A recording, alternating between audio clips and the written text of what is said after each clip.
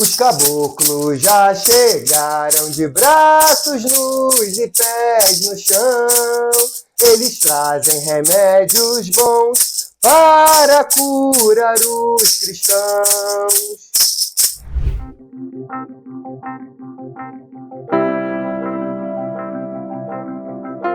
Hello, Jagubers! Hello, rainhas! Estamos aqui mais uma vez no canal Mediunidade Ayahuasca.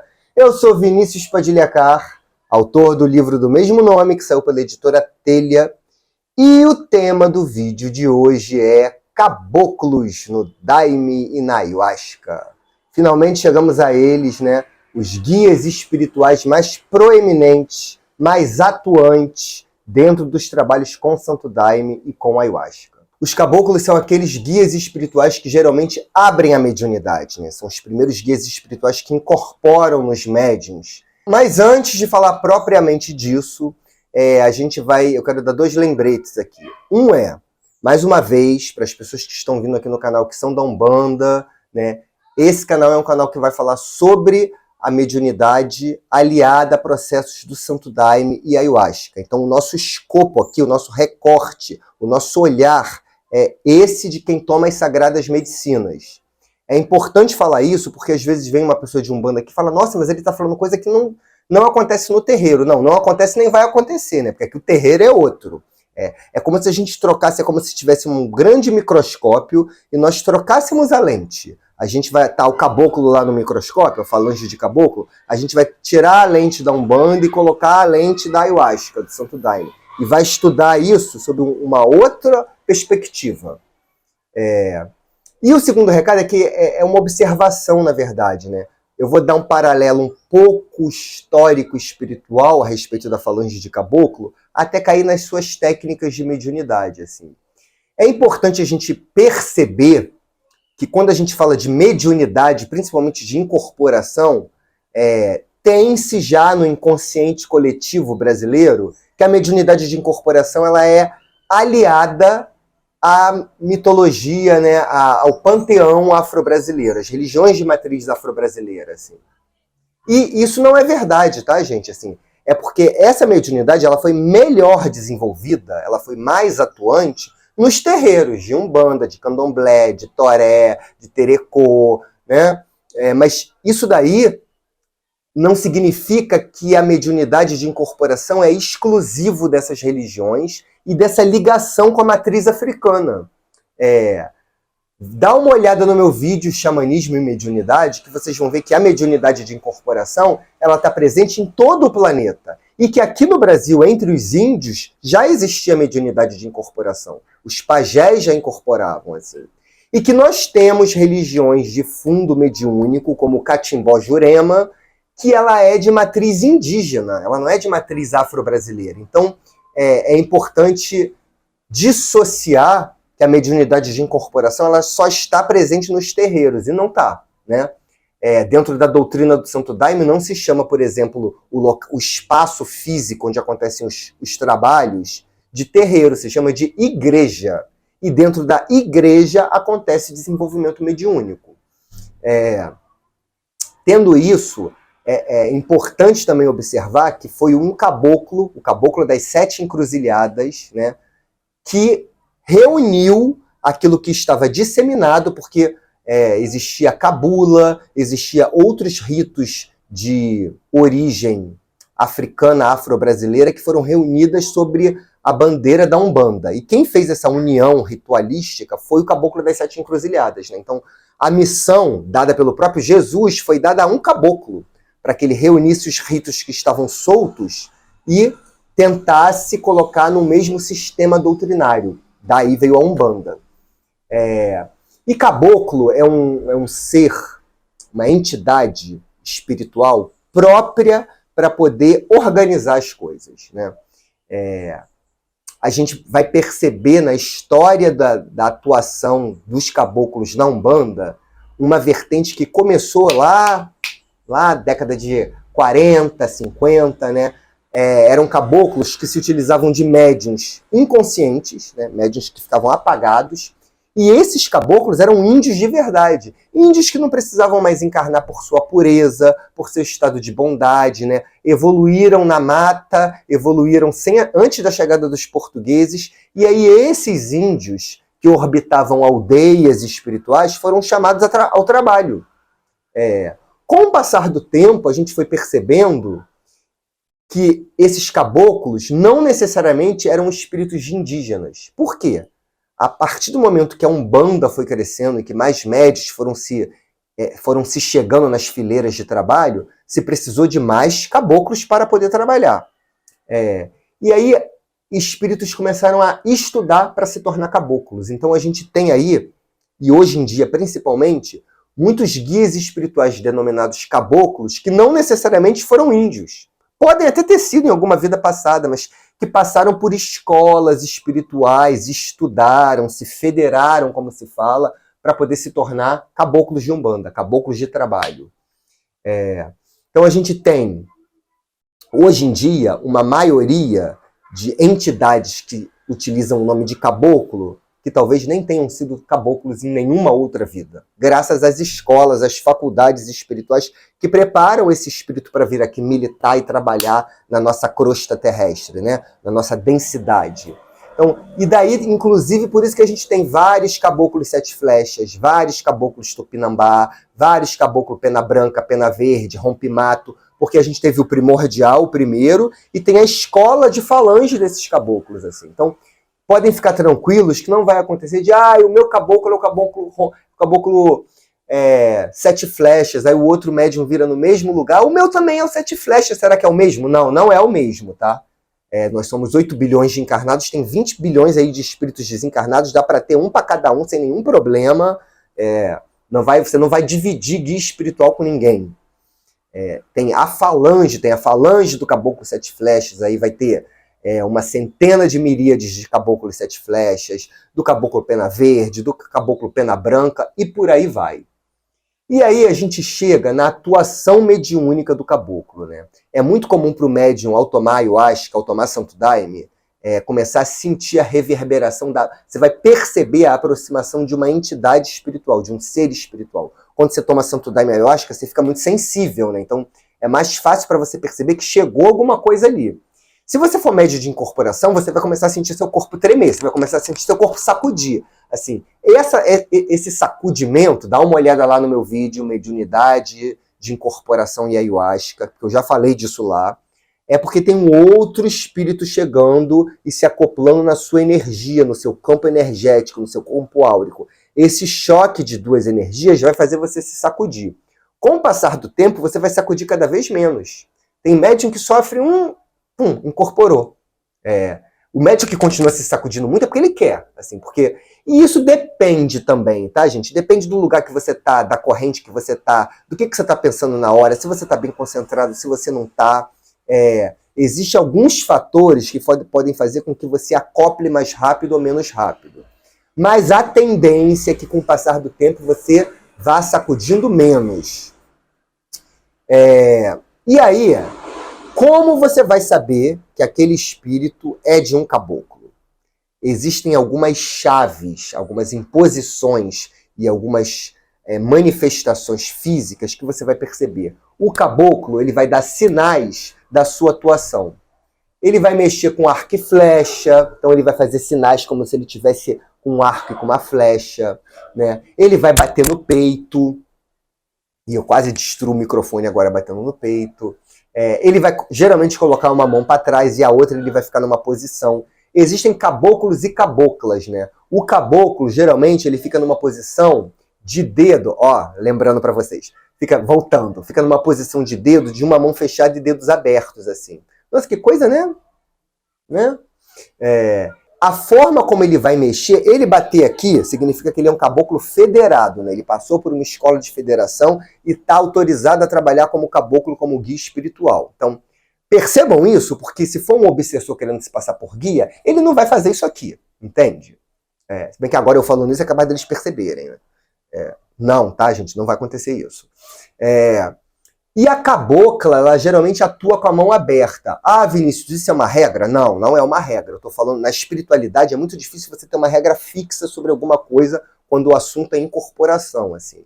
Mas geralmente o caboclo trabalha com uma mão mais fechada e a cabocla vai trabalhar com uma mão mais aberta.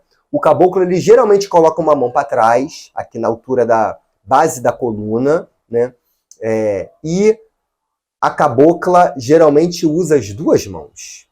O caboclo, ele vai limpar você, né? Caboclo é especialista em passe, especialista em energia. Então, ele vai te dar um passe. E geralmente ele vai usar uma mão mesmo e vai fazer movimentos de que tá tirando, né? A cabocla, ela gosta de se sacudir mais. Então, por exemplo, se for uma mulher atuando com cabocla, ela vai dar uma saravandada no cabelo para tirar excesso de energia, ela vai sacudir os ombros, de apagação de mico no vídeo hoje vai ser forte, né? Ela vai ficar sacudindo o ombro, ela vai atuar com as duas mãos, sabe?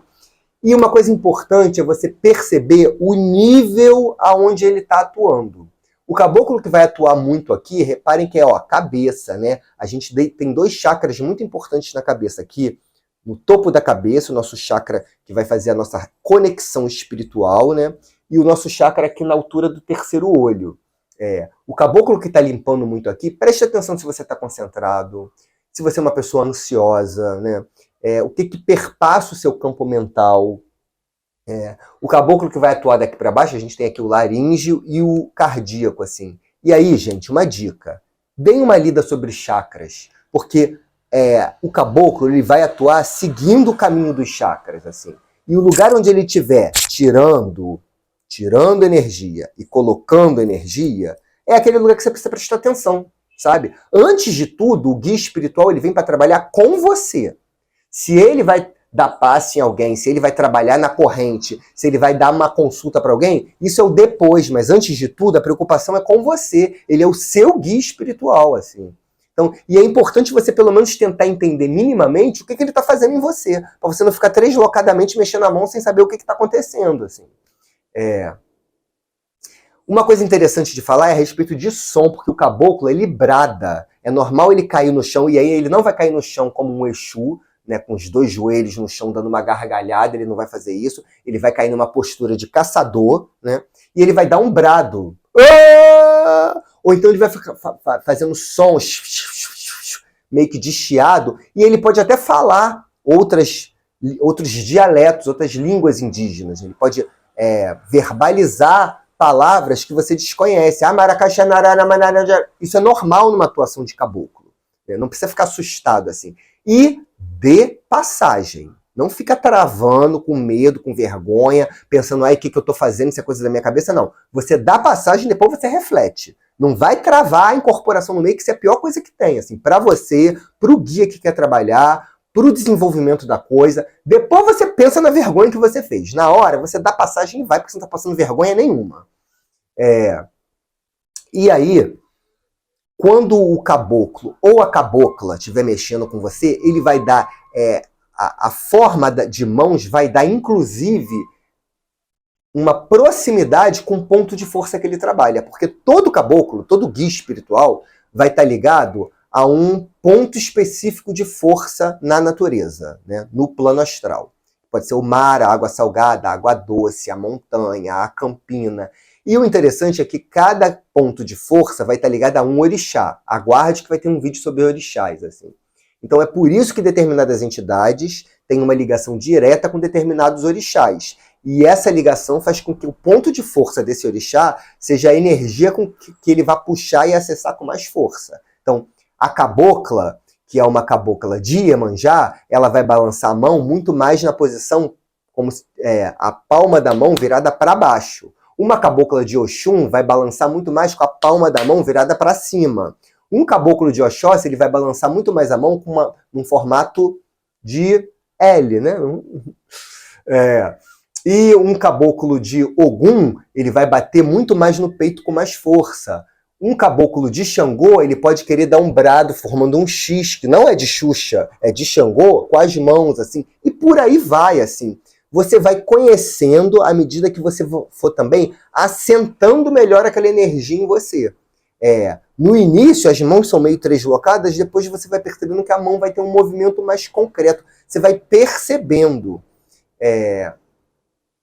A mediunidade de incorporação, ela é um processo, gente. E ela é um processo contínuo, tá? Enquanto você for vivo, enquanto você estiver consagrando a ayahuasca, consagrando o Santo Daime, acoplando seus guias espirituais, você vai perceber que tem uma evolução, assim. Vão ter trabalhos que ele vai dar uma batida nas tuas costas, mas não vai incorporar.